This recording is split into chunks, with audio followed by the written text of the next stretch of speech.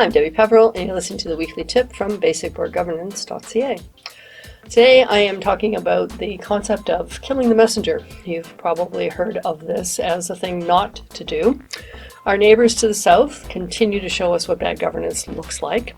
There is a recent situation where the head of the agency that provides the jobs report was fired by the president because the assumption was that those numbers had to be wrong because they contradict the worldview that the president has of how things are working.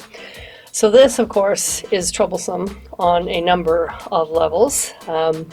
First off, people who are in a position to make decisions need to have accurate information to make those decisions.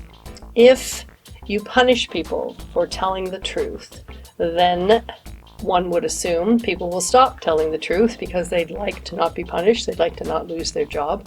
So then senior leadership doesn't get the correct information to make the decisions.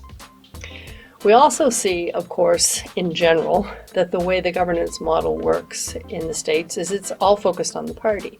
So instead of electing people to go to Washington to govern the country, we elect people into a party, and the party is more important than the country, more important than the people.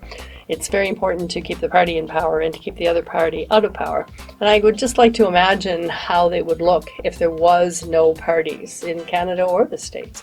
If we just picked the best people, sent them off to the capital and asked them to govern us without concern about what party they belong to. But I digress. Back to the problem with killing the messenger. If you don't find out about a problem quickly as a leader because everyone's afraid to tell you any bad news, then what's going to happen is by the time the problem does come to your attention, it's going to be a much bigger problem and it may not be able to be solved. So we always talk about board meetings being a safe place where anybody can say what they need to say in a respectful way. And in that way, we get all the information we need in order to make the best decisions.